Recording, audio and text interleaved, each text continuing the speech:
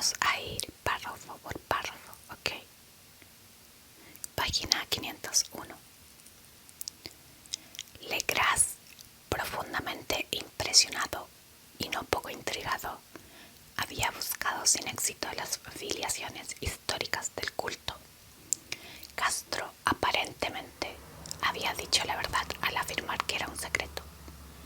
Las autoridades de la Universidad de Tulane no pudieron arrojar luz alguna sobre el culto o la imagen, y ahora recurría a las mayores autoridades, y se encontraba nada menos que con el episodio de Groenlandia del profesor Webb.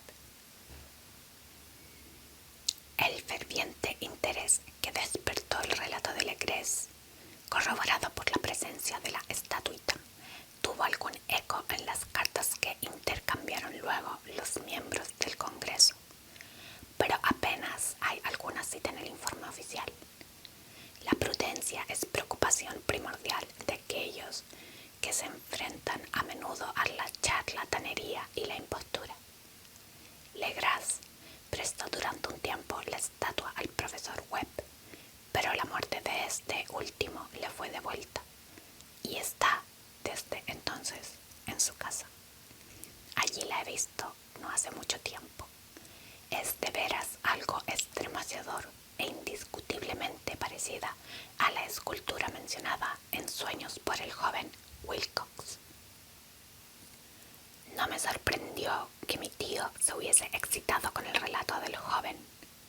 ¿Qué pudo pensar al saber, ya enterado de la información recogida por Legras, que un joven sensible no solo había soñado con la figura y los jeroglíficos de las imágenes del pantano y de Groenlandia, sino que también había oído en sueños 3 palabras de la fórmula repetida por los maestros de Luisiana y los diabólicos esquimales?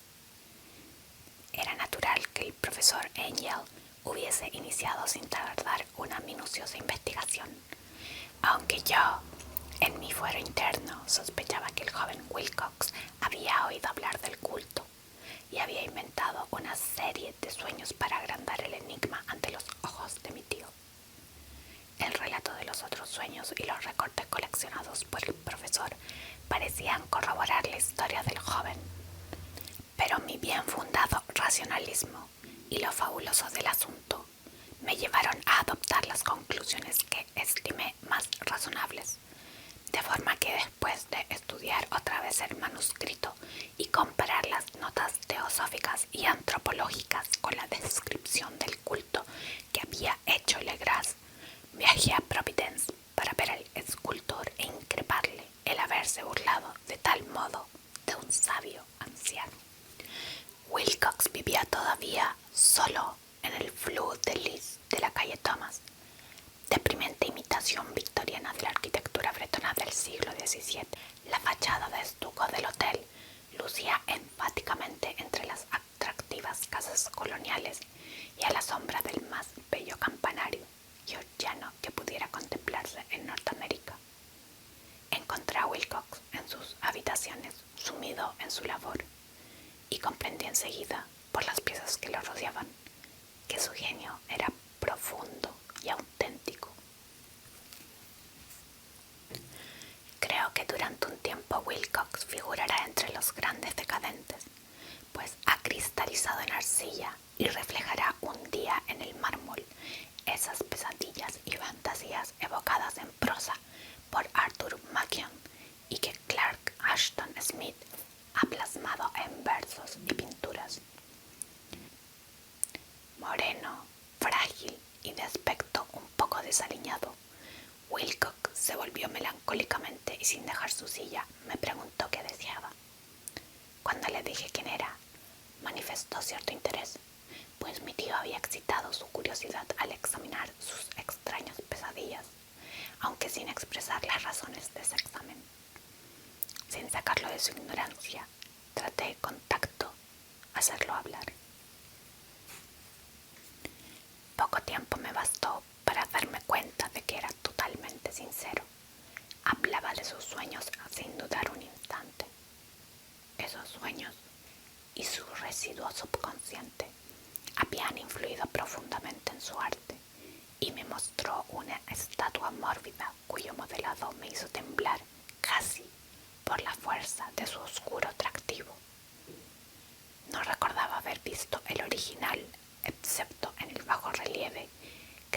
durante un sueño, pero los contornos se habían formado insensiblemente bajo sus manos. Era sin duda la forma gigantesca de la que había hablado enfebrecito. Comprobé muy pronto que no sabía nada del culto, salvo lo que el constante interrogatorio de mi tío había dejado escapar, y traté otra vez de concebir de qué modo podía haber recibido esas impresiones sobrenaturales.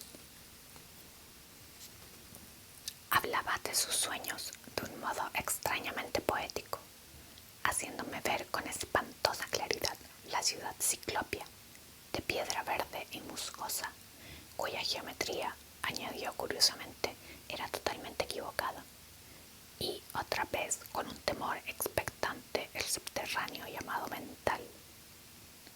Cthulhu, Cthulhu, Cthulhu, Cthulhu. Esas palabras figuraban en la temible invocación que evocaba el sueño vigilia de Tulu en su bóveda de piedra de Riley, y a pesar de mis racionales ideas me sentí profundamente confuso. Wilcox, era indudable, había oído hablar casualmente del culto y lo había olvidado enseguida en la masa de las lecturas y concepciones igualmente fabulosas. Más tarde, en virtud de su impresionable carácter, el culto había encontrado un modo de expresión subconsciente en los sueños. El bajo relieve de arcilla y la estatua que yo estaba ahora contemplando, de modo que la falsificación había sido involuntaria. El joven tenía unos modales un poco afectados y un poco vulgares, que me desagradaban de veras, pero yo ya estaba dispuesto a admitir tanto su genio como su honradez. Me despedí cortésmente y le deseé todo el éxito que dejaba entrever su talento. El asunto del culto continuó fascinándome y a veces imaginaba poder adquirir un gran renombre investigando su origen y conexiones. Visité Nueva Orleans, hablé con Legras y otros de los que habían participado en aquella arriesgada expedición. Examiné la estatuita y hasta interrogué a los prisioneros que todavía vivían. El viejo Castro, por desgracia, había muerto hacía varios años. Lo que escuché entonces de viva voz, aunque no fue más que una confirmación detallada de los escritos de mi tío, acrecentó mi interés y tuve la seguridad de estar sobre la pista de una religión muy antigua y secreta cuyo descubrimiento me convertiría en un antropólogo famoso. Mi actitud era aún entonces absolutamente materialista, como aún quisiera que lo fuese, y por una inexplicable perversidad mental rechacé la coincidencia de los sueños y los recortes guardados por el profesor Angel. Hubo algo, sin embargo, que comencé a vislumbrar y que ahora creo saber. La muerte de mi tío no fue nada natural. Cayó al suelo en la colina, en una de las estrechas callejuelas que partían de unos muelles donde abundaban los mestizos extranjeros, luego del descuidado empujón de un marinero de tez oscura.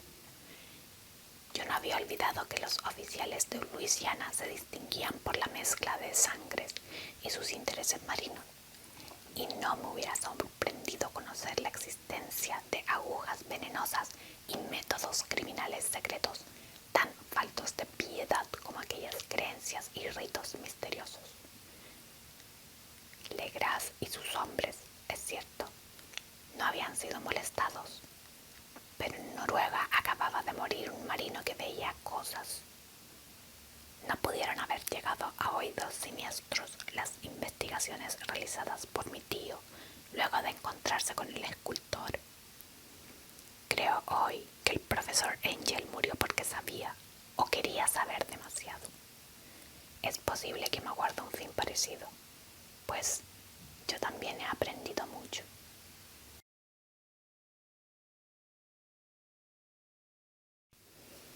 Parte 3. La locura del mar.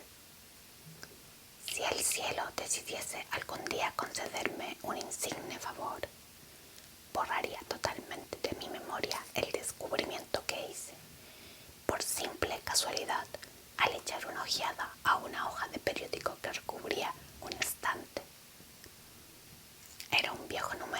Boletín de Sydney del 18 de abril de 1925, con el cual no hubiese podido dar en mi vida cotidiana. Había pasado inadvertido hasta para la agencia de recortes que había estado coleccionando con gran interés durante esa época materiales para mi tío. Había yo casi abandonado mis investigaciones acerca de lo que el profesor llamaba el culto de Tulu, y me encontraba de visita en casa de un docto amigo de Patterson, Nueva Jersey, conservador del museo local y mineralogista de fama. Examinando un día los ejemplares de reserva amontonados en desorden en los estantes de una de las salas del fondo del museo, mi mirada se detuvo en la rara ilustración de uno de los periódicos extendido bajo las piedras. Era el Boletín de Sydney que he mencionado. Mi amigo tenía corresponsales en todos los países extranjeros imaginables.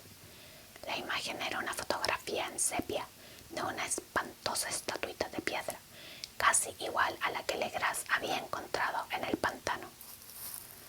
Despojé vivamente a la hoja de su precioso contenido. Leí el artículo con detención y lamenté su brevedad. Lo que sugería, sin embargo, era de suma importancia para mi vacilante búsqueda. Arranqué cuidadosamente la noticia con el propósito de ponerme enseguida a investigar. He aquí el contenido. Misterioso barco a la deriva rescatado en alta mar. El Vigilant atracó remolcando a un yate neozelandés armado. Un muerto y un sobreviviente a bordo. Narran combates encarnizados y muertes en alta mar. Marinero rescatado se niega a dar detalles de la misteriosa experiencia. Ídolo extraño encontrado en su poder. Comenzará una investigación. El carguero vigilante de la compañía Morrison, procedente de Valparaíso, arribó esta mañana a su puesto de amarre en la bahía de Darling, remolcando el yate Alert de Dunedin número 2, con graves averías, pero dotado todavía de un poderoso armamento. El yate fue avistado el 12 de abril a los 34 grados 21 minutos de latitud sur y a los 152 grados 17 minutos longitud oeste, con un muerto y un sobreviviente a bordo. El Vigilant dejó Valparaíso el 25 de marzo y el 2 de abril fue alejado considerablemente de su curso en dirección sur por terribles tormentas y enormes olas. El 12 de abril avistó el buque a la deriva. En apariencia había sido abandonado, pero después descubrió que llevaba un sobreviviente en estado de enajenación y un hombre muerto por lo menos desde hacía una semana. El sobreviviente apretaba entre sus manos una piedra horrible de origen desconocido, de unos 30 centímetros de alto, cuyo origen los profesores de la Universidad de Sydney, la Sociedad Real y el Museo de la calle College no pudieron determinar, y que el hombre afirmaba haber descubierto en la cabina del yate en un altarcito improvisado. Este hombre, ya recobrado, narró una historia de piratería y violencia muy extraña.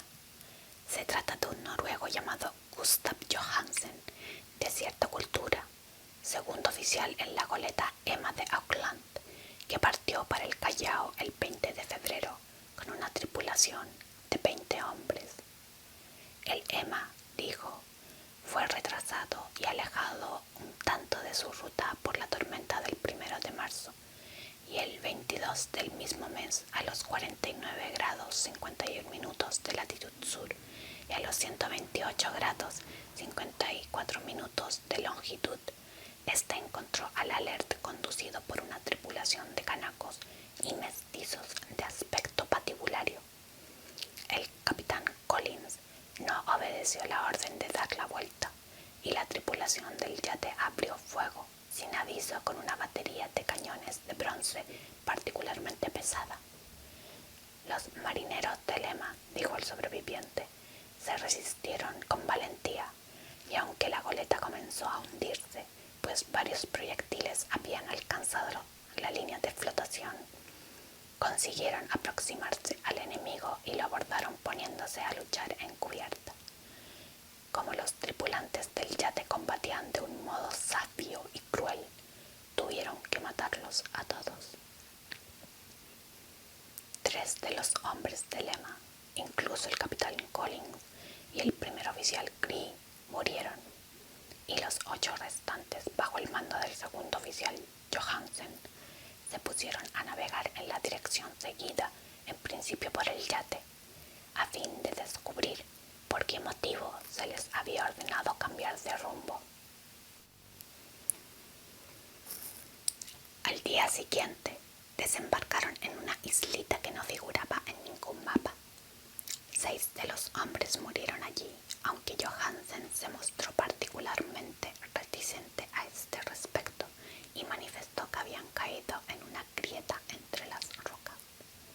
Más tarde, parece, Johansen y sus compañeros volvieron al yate e intentaron hacerlo navegar, pero fueron vencidos por la tormenta del 2 de abril. Desde ese día hasta el 12 de abril, fecha en que fue recogido por el Vigilant, Johansen no recuerda nada, ni siquiera cuando murió su compañero, William Brighton. La muerte no se debió aparentemente a otra cosa que a penurias. Claves procedentes de Dunedin informan que el Alert era muy conocido como barco de carga y tenía muy mala reputación. Pertenecía a un curioso grupo de mestizos cuyas frecuentes incursiones nocturnas a los bosques atraían no poca curiosidad. Después de la tormenta y los temblores de tierra del 1 de marzo, se había hecho apresuradamente a la vela. Nuestro corresponsal en Auckland afirma que Lema y sus tripulantes gozaban de una excelente reputación y que Johansen es un hombre íntegro. El almirantazgo va a iniciar una investigación sobre este asunto, durante la cual se tratará de convencer a Johansen para que hable con mayor libertad.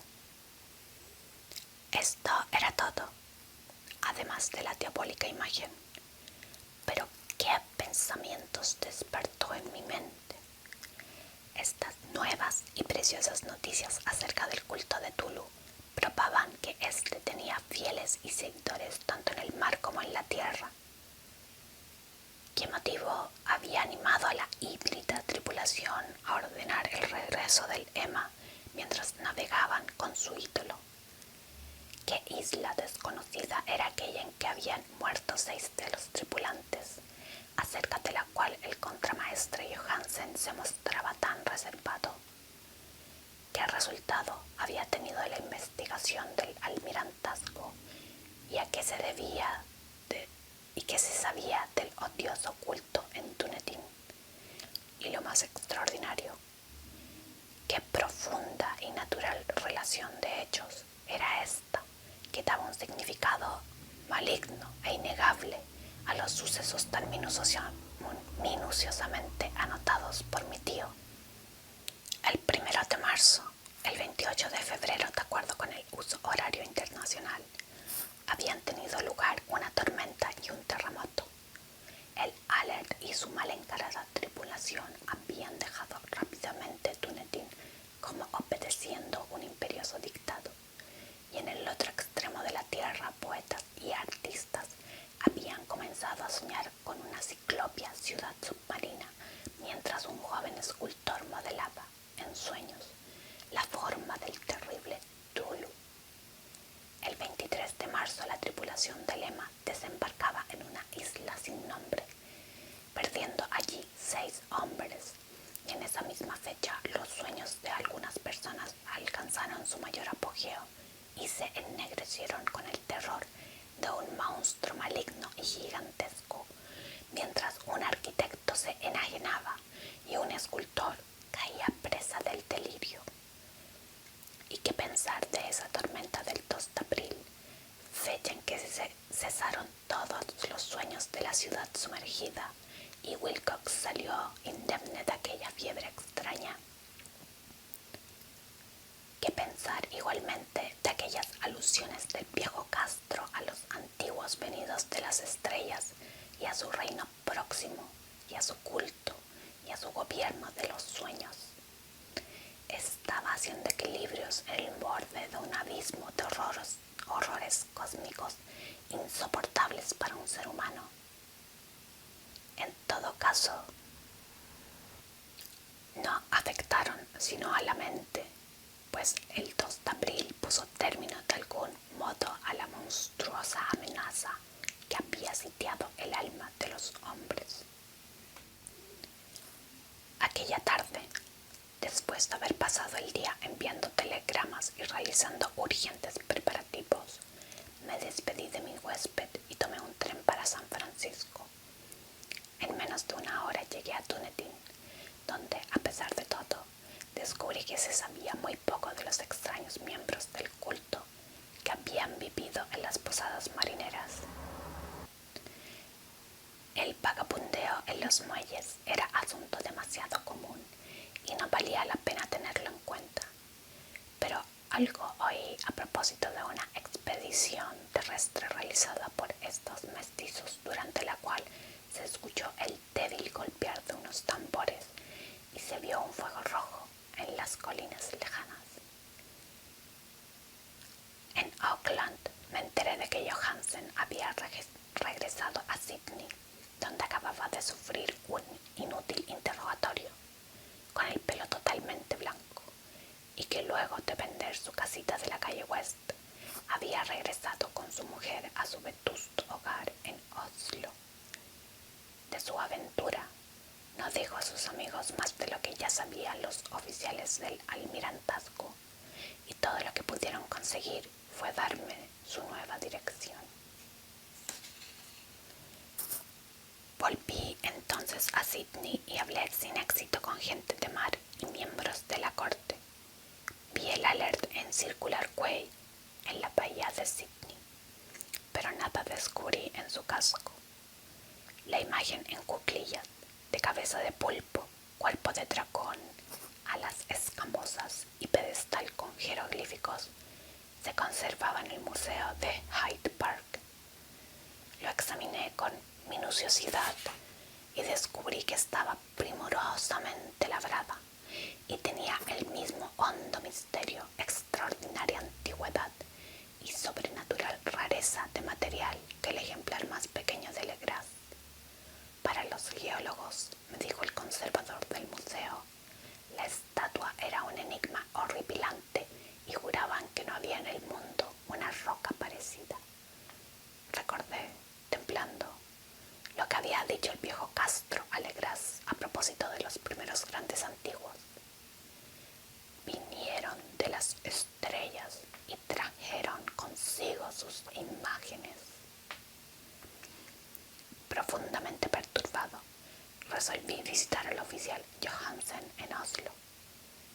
Llegué a Londres, me reembarqué enseguida para la capital de Noruega y un día de otoño puse pie a tierra en un aseado desembarcadero a la sombra del Egeberg.